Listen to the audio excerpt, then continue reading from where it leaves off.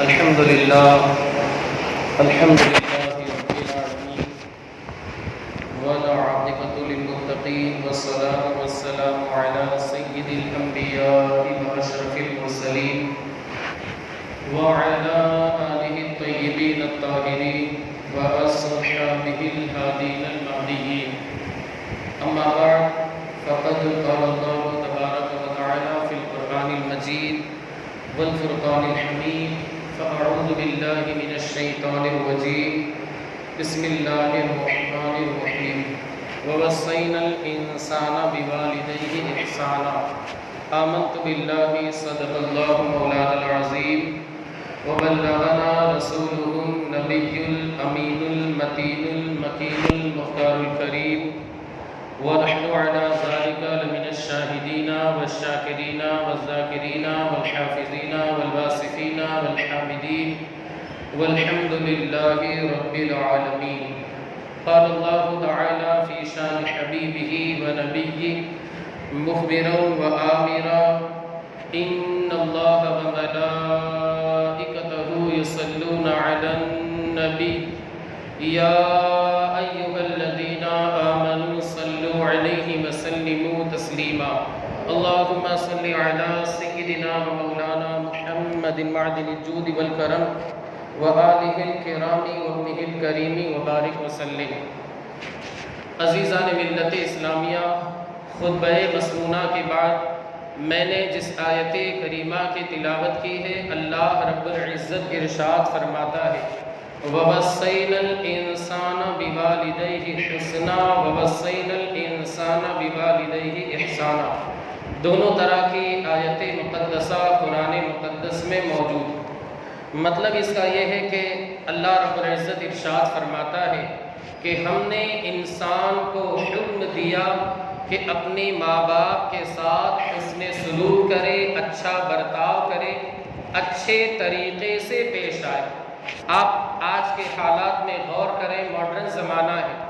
آج کل جہاں زمانے نے ترقی کی، برائیوں نے بھی ترقی کی، اور آج کل ایسی برائیاں پائی جاتی ہیں کہ گزشتہ زمانے میں جن برائیوں کا تصور بھی نہیں تھا، انسان سوچ بھی نہیں سکتا تھا کہ ایسی برائیاں بھی ظہور پذیر ہوگی. جیسے ماں باپ کی نافرمانی کرنا. صحابہ کرام کے زمانے میں مصطفیٰ کریم نے ماں باپ کی نافرمانی کے تعلق سے وعید سنائی. صحابہ کرام عرض کرنے لگے یا حبیبی یا رسول اللہ علیہ الصلاۃ والتسلیم، کیا انسان اپنے ماں باپ کی نافرمانی کر بھی سکتا ہے؟ کیا انسان اپنے ماں باپ کو گالیاں دے بھی سکتا ہے؟ یعنی عرض کرنے کا مقصد یہ ہے کہ صحابہ کے زمانے میں، مصطفیٰ کریم کے زمانے میں ان برائیوں کا تصور بھی نہیں تھا.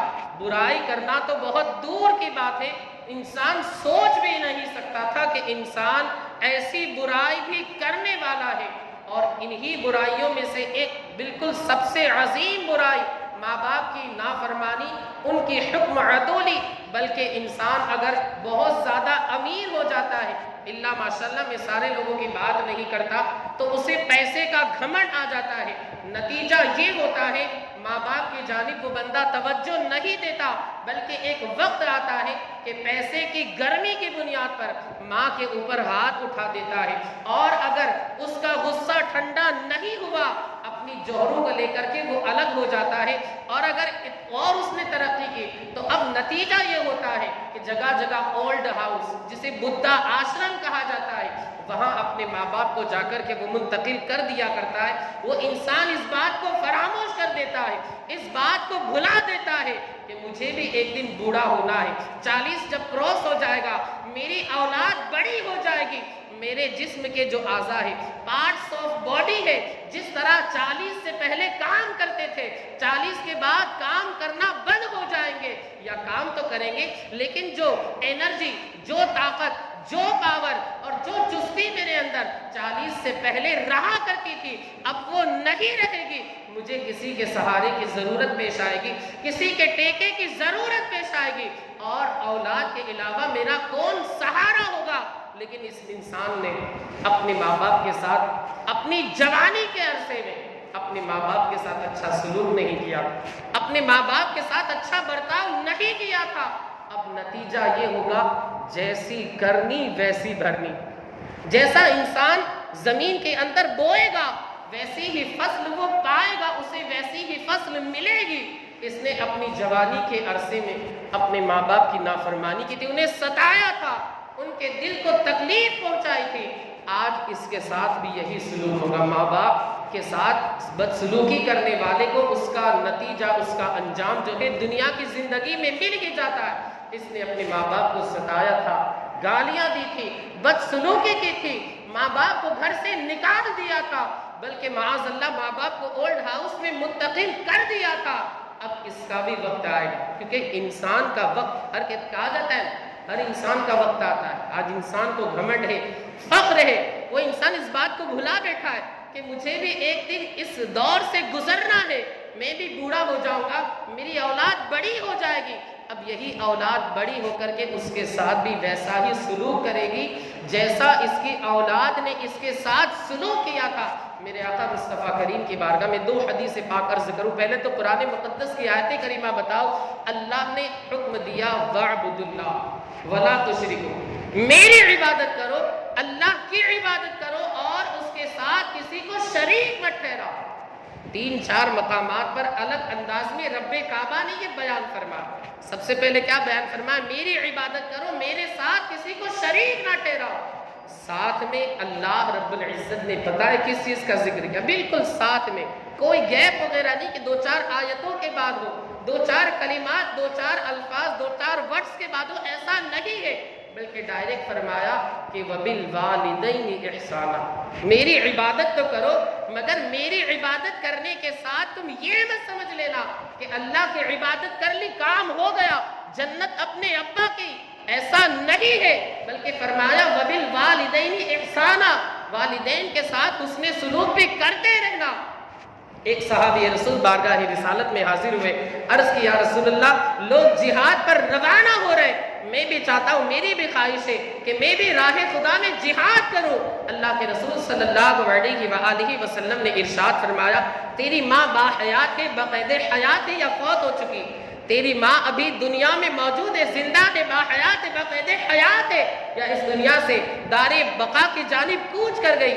اس بندے نے، وہ صحابی رسول تھے، انہوں نے جواب دیا الحمدللہ میری ماں موجود ہے اور ابھی اس کا وصال انتقال نہیں ہوا ہے، وہ ابھی اس نے وفات نہیں پائی ہے. میرے آقا مصطفیٰ کریم نے کیا ہی پیارا جواب دیا، ارشاد فرمایا جا کر کے اپنی ماں کی خدمت انجام دے، اس لیے کہ ماں باپ کی خدمت کرنا یہ جہاد میں شامل ہونے سے سب سے زیادہ بہتر ہے. آپ ذرا سوچو تو صحیح، انسان جہاد میں جاتا ہے، بیوی بچے خود اپنی جان سب کو داؤں پہ لگا کر کے جاتا ہے، سر پہ کفن باندھ کر کے جاتا ہے، مگر میرے آقا مصطفیٰ کریم نے ماں باپ کے مرتبے کو کس طریقے سے بڑھایا. فرمایا کہ انسان کا اپنے ماں باپ کی خدمت کرنا یہ جہاد میں اب شامل ہونے سے زیادہ فضیلت کا حامل ہے. اب ذرا سوچو تو صحیح. اور صحابی رسول نے عرض کیا یا رسول اللہ ماں باپ کے تعلق سے ہمیں کیا حکم دیتی ہے شریعت؟ مصطفیٰ کریم نے فرمایا ہما جنتک و نارک، ماں باپ تیرے لیے جنت ہے، ماں باپ بھی تیرے لیے دوزخ ہے.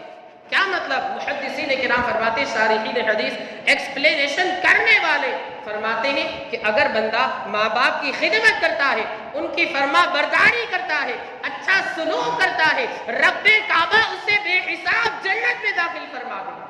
لیکن اگر بندہ ماں باپ کی نافرمانی کرتا ہے، ان کی جانب توجہ نہیں دیتا، اعراض نہیں کرتا، اعراض کرتا ہے، انحراف کرتا ہے، ان کی بات کی جانب توجہ نہیں دیتا، لوگوں کے سامنے انہیں جھڑک دیا کرتا ہے، اللہ اکبر، ایسے انسان کے تعلق سے میرے آقا مصطفیٰ کریم نے فرمایا ہما نارکا. اب یہ ماں باپ جن کی تو خدمت نہیں کرتا، یہی ماں باپ کی بدسلوکی تجھے جہنم میں داخل کر دے. کتنا بڑا یہاں پر اللہ کے رسول صلی اللہ علیہ وآلہ وسلم نے اصول بتا دیا. آج کل ہوتا ہے نا، بلکہ آپ نے دیکھا بھی ہوگا کہ جب انسان کی عمر زیادہ ہو جاتی، 50 اگر کراس کر گیا تو تھوڑی سی بات سمجھ میں نہیں آتی، ایک بات کو بار بار وہ دہراتا ہے یا پوچھتا ہے بار بار، مگر یہی انسان جلال میں آ جاتا ہے. یہی انسان جب چھوٹا سا بچہ تھا، ایک حکایت بھی ہے، ایک چھوٹا سا انسان، ایک چھوٹا سا بچہ باپ سے اس نے پوچھا ابا وہ کیا ہے؟ باپ نے کہا بیٹا وہ کوا ہے، کاغڑا ہے. پھر پوچھا ابا وہ کیا ہے. بار بار یہ بندہ پوچھتا رہا. ابا کو بالکل بھی غصہ نہیں آیا. یہ چھوٹا سا بچہ باپ سے پوچھتا رہا ابا وہ کیا ہے. باپ نے کہا بیٹا وہ کوا ہے, وہ کاگڑا ہے. یہ بار بار پوچھتا رہا بیٹا. باپ جو ہے بار بار جواب دیتا رہا. اب یہ بچہ بڑا ہو گیا. اب جو ظاہر سی بات ہے انسان کی طبیعت میں جب بڑا ہوتا ہے اور بوڑھا ہو جاتا ہے تھوڑا سا چڑچڑاپن آ جاتا ہے اور بات جلدی سمجھ میں نہیں آتی. اب ابا نے پوچھا بیٹا وہ کیا ہے. بیٹے نے کہا ابا وہ کوا ہے. پھر ابا نے پوچھا بیٹا وہ کیا ہے. اب دوسری مرتبہ کہنا تھا کہ بیٹا جلال میں آ جاتا. ارے ابا آپ کو سمجھ میں نہیں آتا, بار بار کہہ رہا ہوں کوا ہے. باپ نے کہا بیٹا تیرا بھی ایک وقت تھا, تو چھوٹا سا بچہ تھا, تو بار بار پوچھ رہا تھا, مگر اللہ کی قسم مجھے ذرہ برابر بھی غصہ نہیں آیا. مگر آج میں نے دوسری مرتبہ پوچھا تو جلال میں آ گیا. عزیزان ملت اسلامیہ, یہی انسان کی خاصیت رہتی ہے کہ باپ جو ہے خون پسینہ ایک کر کے اپنے بچے کی تربیت کرتا ہے, پرورش کرتا ہے, اسے پالتا ہے, پوستا ہے, بڑا کرتا ہے. ماں بھی اس طریقے سے قربانیاں پیش کر کے اپنے بچے کو بڑا کرتی ہے, پالتی ہے, پوستی ہے. لیکن یہ احسان فراموش اولاد آگے جا کر کے اپنے ماں باپ کو بالکل فراموش کر دیتی ہے, انہیں جھڑکتی ہے. بعض لوگوں کو تو ہم نے گالیاں دیتے سنا ہے, بعض لوگوں کو ہم نے ہاتھ اٹھاتے دیکھا. یاد رکھیں جو انسان اپنے ماں باپ کو گالیاں دیتا ہے, ہاتھ اٹھاتا ہے, نہ اس کی دنیا سوری ہوئی ہے نہ آخرت اس کی سوری ہوئی ہے. کل قیامت کے دن سیدھا اسے جہنم کے اندر ڈال دیا جائے. کیونکہ ماں باپ, اللہ اکبر, ماں نے اس کے لیے اتنی قربانیاں دی, اتنی تکلیفوں کو برداشت کیا. آج یہ انسان بڑا ہو کر کے اسی ماں کے خلاف مقابلے کے لیے تیار ہے, اسی ماں کو گالیاں دے رہا ہے. انسان کا ضمیر کیسے یہ گوارا کر سکتا ہے. دیکھیے آج کل جو باہر کا ایجوکیشن, ماڈرن ایجوکیشن ہم کہتے ہیں مانتے ضروری ہے, مگر جتنی اسلام کے اندر ماں باپ کی تعلیم کا حکم دیا گیا ہے, ماں باپ کی خدمت کے تعلق سے اسلام کے اندر جتنا بتایا گیا ہے اتنا دنیاوی تعلیم میں نہیں بتایا. ایک صاحب کے 2 بیٹے, ایک حقیقت سچائی. تو ایک بیٹے کو انہوں نے مولانا بنایا اور ایک بیٹے کو انہوں نے انجینئر بنایا. وہ بیٹا پڑھ لکھ کر کے بہت سول انجینئر جس سے کہا جاتا ہے, امریکہ چلا گیا. ظاہر سی بات ہے تنخواہ تو اس کی پاؤنڈ میں ہوگی. اور یہ جو امام صاحب تھے, مولانا صاحب, عالم صاحب, یہ ظاہر سی بات ہے کتنی ان کی تنخواہ نہیں ہوگی جتنی وہ انجینئر, سول انجینئر امریکہ میں گیا. لیکن یہ جو عالم صاحب تھے یہ اپنے والد کی خدمت کرتے, دست بوسی کرتے, ہاتھ چومتے اور اپنے والد کا مکمل خیال رکھتے.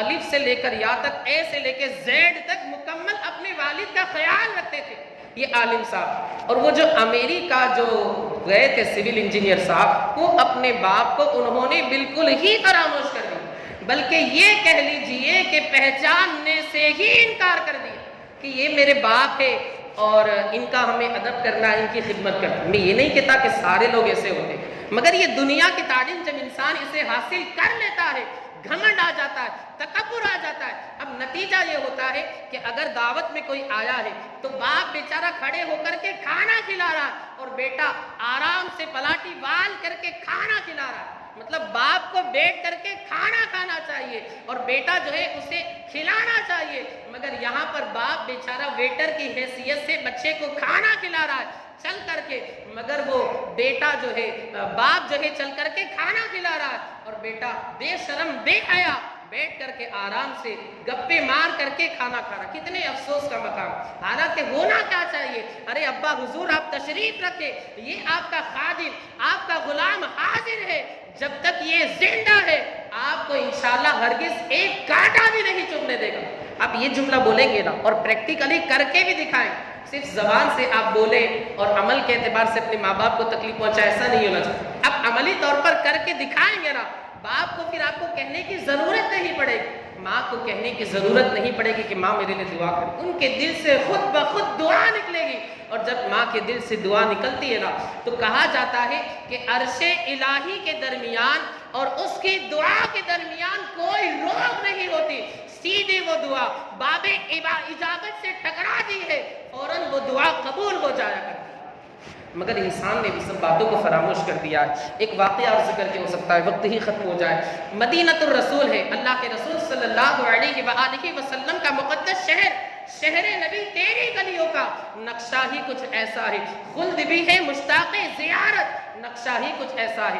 یہ مدینہ الرسول ہے، خلیفہ دوم فاروق اعظم کا زمانہ ہے۔ ایک سوداگر، ایک تاجر، ایک بزنس مین جسے کہا جاتا ہے، جو اپنا مال تجارت ایک جگہ سے لے جا کر کے دوسری جگہ فروخت کرتا تھا، جسے ایکسپورٹ بھی کہا جاتا ہے۔ وہ بندہ مال تجارت لے جا کر کے مدینہ الرسول سے باہر ملک شام، سیریا وغیرہ جا کر کے اپنا مال تجارت فروخت کرتا تھا۔ ایک مرتبہ کی بات ہے، اس کی ماں اس کے پاس آئی اور اپنے خرچے کے لیے روپے مانگے۔ بیچا مجھے کچھ خرچے کی ضرورت ہے، روپیوں کی ضرورت ہے، مجھے کچھ دے دے۔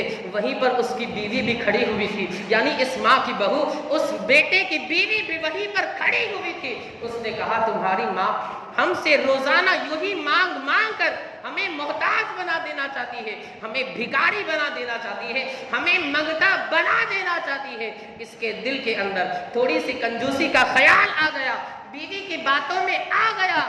ماں نے جو ہی سنا، ماں بالکل خوددار تھی، غیرت مند تھی، وہاں سے مایوس ہو کر کے چلی جاتی ہے۔ بیٹے نے اسے 1 روپیہ بھی نہیں دیا۔ ماں ناراض ہے، ماں راضی نہیں ہے۔ انسان یہ چاہتا ہے ماں کو ناراض کر کے میں کائنات کی ساری چیز حاصل کر لوں۔ اے انسان تیری یہ نادانی ہے، اے انسان تیری یہ غفلت ہے۔ ماں کو ناراض کر کے 10 روپے کی چیز بھی تو حاصل نہیں کر سکتا۔ وہ بندہ مال تجارت لے کر کے مدینہ الرسول سے باہر جاتا ہے۔ ماں ناراض ہے، ماں راضی نہیں ہے۔ اس کی سزا آپ دیکھیں، راستے میں جو ہی مال تجارت لے کر کے پہنچتا ہے، ڈاکو اس کا سارا مال و اسباب لوٹ لیتے ہیں اور اس کا ایک ہاتھ کاٹ کر کے گردن کے اندر باندھ دیا کرتے ہیں اور خون میں لت پت بالکل راستے میں چھوڑ دیا کرتے ہیں۔ کچھ لوگ اس کے قریب سے گزرے، دیکھا، اسے پہچان لیا کہ مدینہ الرسول کا بندہ ہے، اٹھا کر کے اس کے گھر اسے پہنچا دیتے ہیں۔ سارے لوگ اس کی عیادت کے لیے آتے ہیں۔ ماں ناراض ہے، ماں اپنے بیٹے سے راضی نہیں ہے، مگر ماں جب بیٹے کو تکلیف پہنچتی نا، ایک کانٹا بھی چبھتا ہے، ماں سے برداشت نہیں ہوتا، ناراض ہے، ماں راضی نہیں ہے۔ ان ساری باتوں کو فراموش کر کے ماں سیدھی اپنے کلیجے کے ٹکڑے کے پاس آتی ہے کہ میرے بیٹے کو تکلیف ہوئی، ساری ناراضگیوں کو بھول جاتی ہے، ان کے درمیان جو کچھ ہوا تھا سب کو سائیڈ میں رکھ دیتی ہے۔ یہ ماں ہی کر سکتی ہے اور کوئی نہیں کر سکتا۔ اپنے بیٹے کی عیادت کے لیے آتی ہے۔ اب یہ جو بیٹا تھا نا، اسے بھی اپنی غلطی کا احساس ہو جاتا ہے کہ واقعی میں نے اپنی ماں کے ساتھ بخیلی کا معاملہ کر کے غلط کیا۔ اس نے فوراً اپنے جرم کا اقرار کیا، اعتراف کیا کہ ھذا جزائی فلو کنت اعطیت امی بیدی درہما ما قطعت یدی وما سلب مالی۔ اگر میں نے اپنی ماں کو 1 درہم بھی دے دیا ہوتا، نہ تو میرا ہاتھ کاٹا جاتا، نہ ہی میرے مال کو ڈاکو لوگ چھین کر کے لے جاتے۔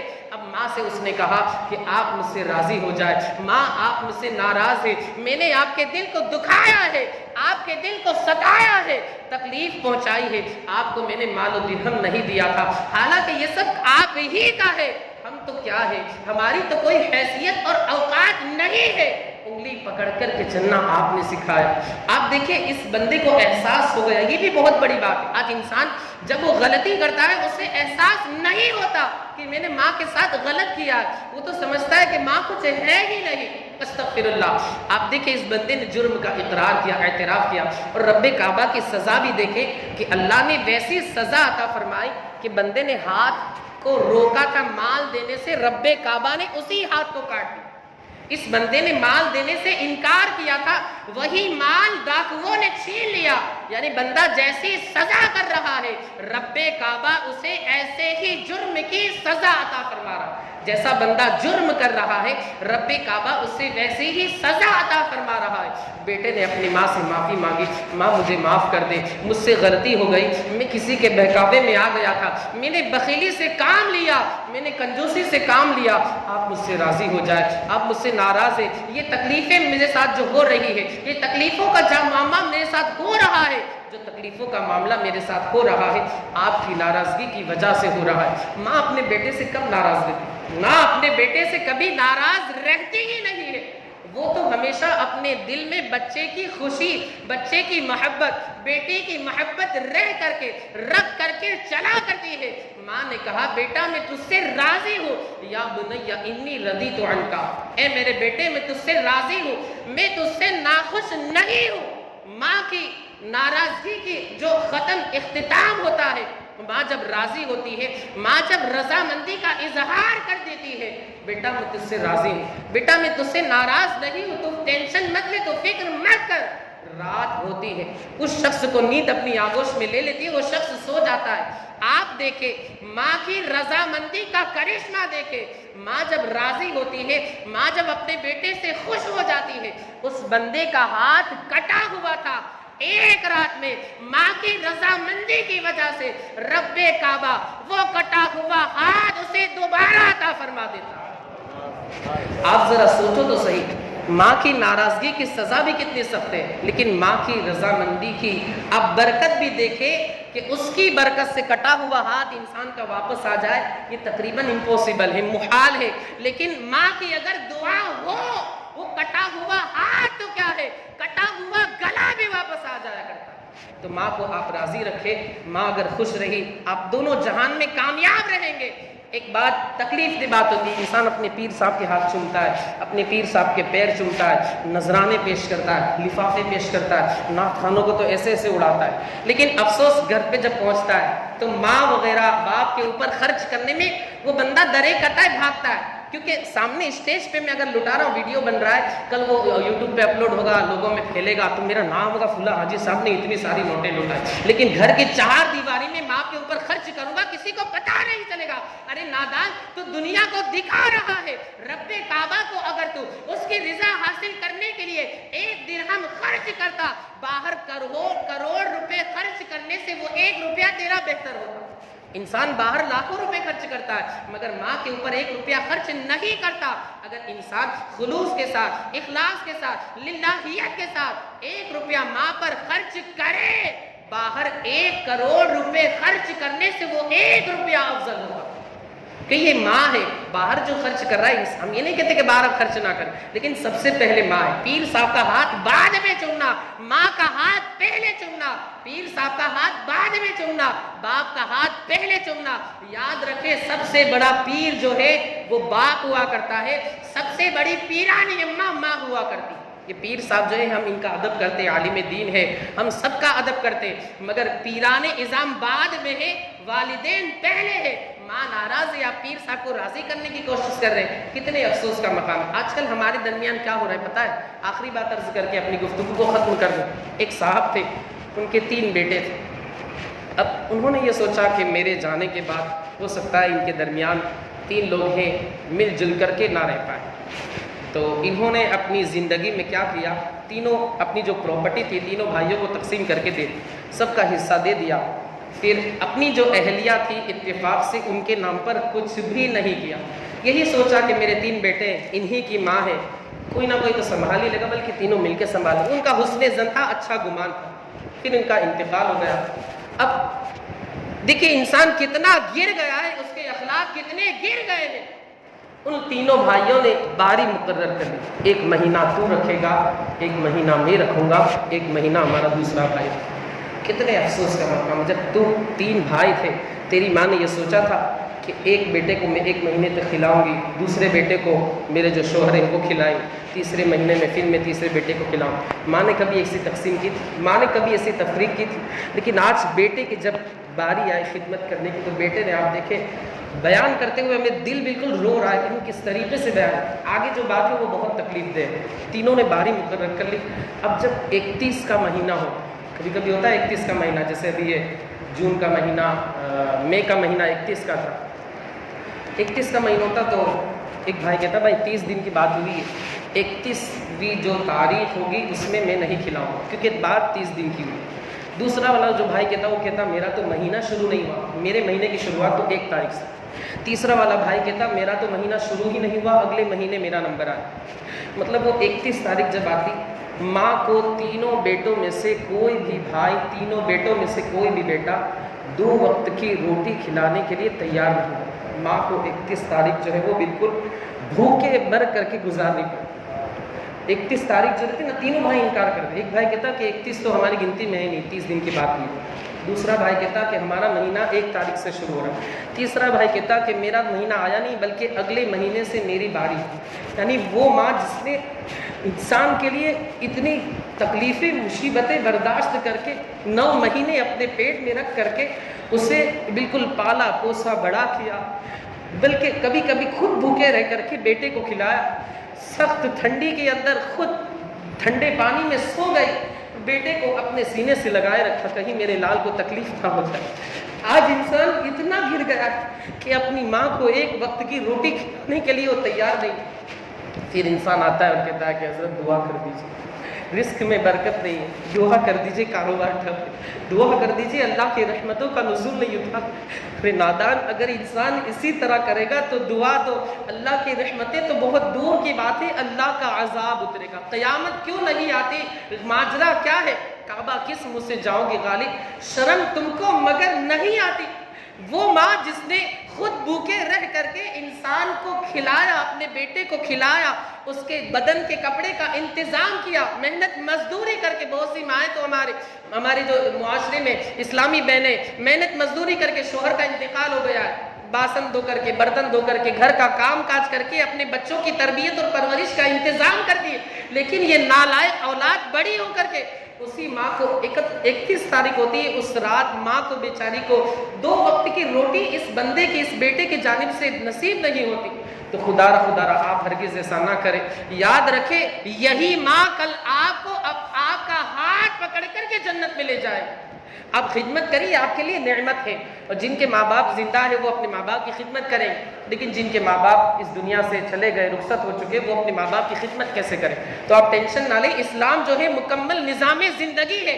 میرے آقا مصطفیٰ کریم فرماتے جو بندہ جمعہ کے دن والدین میں سے کسی ایک کی قبر کی زیارت کرتا ہے اور اس کے قریب کھڑے ہو کر کے سورہ یاسین کی تلاوت کرتا ہے تو سورہ یاسین میں جتنے حروف ہیں ان سارے حروف کی گنتی کے برابر رب کعبہ اسے نیکیاں عطا فرمائے۔